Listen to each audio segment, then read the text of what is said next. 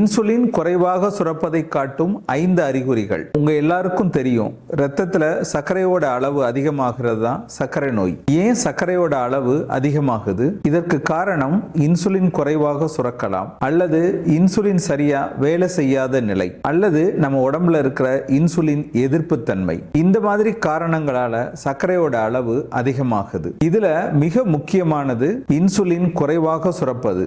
இந்த மாதிரி நம்ம உடம்புல இன்சுலின் குறைவா சுரந்தால் சர்க்கரையோட அளவு அதிகமாகும். சர்க்கரையோட அளவு அதிகமாகும் போது இருதய பாதிப்பு, கண்களில் பாதிப்பு, கிட்னி பாதிப்பு, கால் நரம்புகளில் பாதிப்பு ஏற்படும். இந்த வீடியோல இன்சுலின் சுரப்பு குறைவாக சுரப்பதை காட்டும் 5 அறிகுறிகள் என்ன அப்படிங்கிறத பார்க்க போறோம். நான் டாக்டர் மணிவண்ணன், ஸ்ரீ பார்வதி சர்க்கரை நோய் மருத்துவமனை, காரைக்குடி. சர்க்கரை மக்களுக்கு மிக முக்கியமான வீடியோக்கள்ல இதுவும் ஒண்ணு. அதனால வீடியோவை ஆரம்பத்திலேருந்து முடிவு வரைக்கும் ஸ்கிப் பண்ணாம பாருங்க.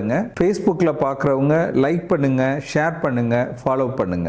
ஏழை சர்க்கரை குழந்தைகள் இன்சுலின் வாங்க, மாத்திரை வாங்க கூட வசதி இல்லாத ஏழை சர்க்கரை மக்கள் மாத்திரை வாங்க உதவி செய்ய, காலில் புண்ணு இருக்கிற ஏழை சர்க்கரை மக்களுக்கு உயர்தர மருத்துவ சிகிச்சை அளிக்க நம்ம சேனல்ல இருக்கிற ஜாயின் பட்டனை அழுத்தி நீங்களும் உங்கள் பங்களிப்பை வழங்கலாம். முதல்ல இன்சுலின் அப்படின்னா என்ன அப்படிங்கறத பார்ப்போம். நம்ம சாப்பிடுற சாப்பாட்டுல இருக்கிற குளுக்கோஸ் நம்ம உடலுக்கு சக்தியா மாறணும். அப்பதான் நம்ம உடல் இயங்க முடியும். நம்ம உணவுல இருக்கிற குளுக்கோஸ் செரிமானமான உடனே முதல்ல ரத்தத்துல கலக்குது. ரத்தத்துல கலந்திருக்கிற இந்த குளுக்கோஸ் நம்ம உடம்போட ஒவ்வொரு செல்களுக்கும் போய் எனர்ஜியா மாற்ற இந்த இன்சுலின் தான் உதவி செய்யுது. இந்த இன்சுலின் எங்க சுரக்குது? வயிற்று பகுதியில் இருக்கிற கணையம், அதாவது பேங்க்ரியாஸ்ல தான் இந்த இன்சுலின் சுரக்குது. கணையத்துல இன்சுலின் சுரப்பு குறைவா இருந்துச்சுன்னா நம்ம ரத்தத்துல இருக்கிற சர்க்கரை செல்களுக்கு போகாது. அதனால செல்களுக்கு எனர்ஜி கிடைக்காது. அப்ப சில அறிகுறிகள் தோன்றும். இத பத்தி விரிவா என்னுடைய 35 வருஷ அனுபவத்தை தொகுத்து நோய்களின் தாய் அப்படின்ற பெயர்ல ஒரு புத்தகம் எழுதியிருக்கிறேன். இந்த புத்தகம் உங்களுக்கு வேணும்னா இந்த டிஸ்பிளேல தெரிகிற நம்பருக்கு போன் பண்ணியோ அல்லது வாட்ஸ்அப்ல புக் வேணும் அப்படின்னு ஒரு மெசேஜ் போட்டோ கொரியர் மூலம் இந்த புத்தகத்தை பெற்றுக்கொள்ளலாம். இன்சுலின் குறைவாக சுரப்பதை காட்டும் அறிகுறிகள்ல முதல்ல வர்றது சாப்பிட்ட பின்னாடியும் ஒரு சோர்வு இருக்கும். சில பேர் சொல்லுவாங்க, நான் நல்லா சாப்பிட்டேன் சார், சாப்பிட்ட உடனே எனக்கு தூக்கமா வருது, ஒரு எனர்ஜியே இல்ல அப்படின்னு சொல்லுவாங்க. இதுக்கு காரணம் இன்சுலின் சரியா சுரக்கல. இன்சுலின் குறைவா சுரக்கிறதுனால இவங்க உணவுல இருக்கிற குளுக்கோஸ் இவங்களுடைய உடம்புல உள்ள செல்களுக்கு போகல. அதனால சோர்வு, தூக்கம், உடம்பு ரொம்ப பலகீனமா இருக்கு அப்படின்னு சொல்லுவாங்க. இது முதல் அறிகுறி. இரண்டாவது அறிகுறி, அடிக்கடி பசி வரும். நம்ம சேனல் பார்க்கிற ஒருத்தர் கமெண்ட்ல ஒரு கேள்வி கேட்டிருக்கிறாரு. அந்த கேள்வியை பாருங்க. சார், ரொம்ப பசிக்குது, அடிக்கடி பசிக்கிட்டே இருக்கு, எதனால இப்படி பசிக்குது? இதுக்கு என்ன காரணம் கொஞ்சம் சொல்லுங்க சார். நல்லா சாப்பிடுவாங்க, பசி அடங்கின மாதிரி இருக்கும், 1 மணி நேரம் கழிச்சு மறுபடியும் பசிக்க ஆரம்பிக்கும். இதுக்கு காரணம் இன்சுலின் குறைவாக சுரப்பதால் அவங்க செல்களுக்கு தேவையான எனர்ஜி போகாது. ரத்தத்திலே சர்க்கரையோட அளவு கூட ஆரம்பிச்சிடும். நம்ம உடம்பு சர்க்கரையோட அளவை கட்டுப்படுத்த மறுபடியும் கொஞ்சம் இன்சுலின் சுரந்துகிட்டே இருக்கும். அடிக்கடி பசி வரும், மறுபடியும் சாப்பிடணும் அப்படின்னு தோணும். மூணாவது அறிகுறி, வயிற்றில் கொழுப்பு சத்து. இது இன்சுலின் எதிர்ப்பு தன்மையோட மிக முக்கியமான அறிகுறி. சில பேர் சொல்லுவாங்க, உடம்பெல்லாம் நல்லா ஃபிட்டா இருக்கு சார், ஆனா வயிறு மட்டும் பெருசாகிக்கிட்டே போகுது அப்படின்னு சொல்லுவாங்க. இதற்கு காரணம் இன்சுலின் எதிர்ப்பு தன்மை. உங்களுக்கு சர்க்கரை இருக்கா?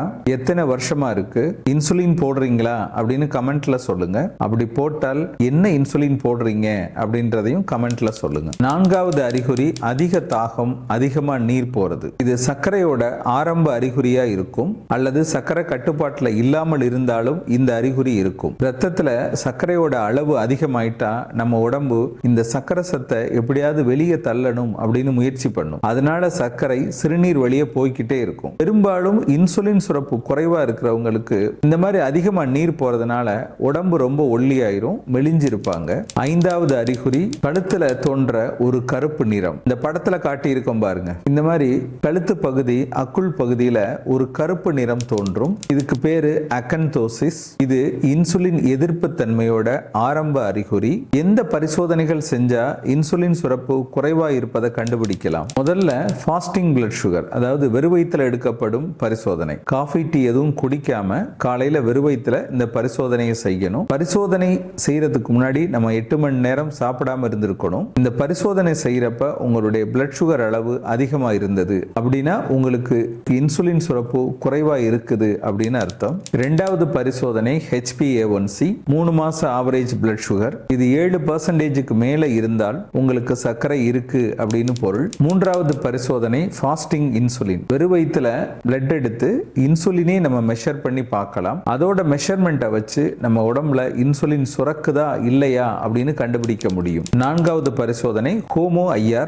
இது இன்சுலின் எதிர்ப்பு தன்மை உங்க உடம்புல இருக்கா அப்படின்னு இந்த பரிசோதனையில நாம கண்டுபிடிக்கலாம். இதோட அளவு அதிகமா இருந்துச்சு அப்படின்னாலே உங்க உடம்புல இன்சுலின் எதிர்ப்பு தன்மை இருக்கு அப்படின்னு பொருள். 5வது பரிசோதனை C பெப்டைட் டெஸ்ட். இந்த C பெப்டைட் டெஸ்ட் வந்து காலையில வெறும் வயித்துல நம்ம பண்ணோம்னா இன்சுலின் நம்ம உடம்புல எவ்வளவு சுரக்குது அப்படின்னு ரொம்ப கரெக்டா சொல்ல முடியும். ப்ரீ டயபெட்டிஸ் ஸ்டேஜில் பெரும்பாலான மக்களுக்கு ஃபாஸ்டிங் பிளட் சுகரும் நார்மலாக இருக்கும், HbA1cயும் நார்மலாக இருக்கும். ஆனால் இந்த மாதிரி பரிசோதனைகள் நம்ம செய்கிறப்ப நமக்கு இன்சுலின் சரியா சுரக்குதா, இன்சுலின் எதிர்ப்பு தன்மை இருக்கா அப்படின்னு நம்ம பார்த்துட்டோம் அப்படின்னா பின்னாடி வரக்கூடிய ஃபேட்டி லிவர், டயபெட்டிஸ், சர்க்கரையினால் வரக்கூடிய இருதய பாதிப்பு, கிட்னி பாதிப்பு, கண் பாதிப்பு இதெல்லாம் தவிர்க்க முடியும்.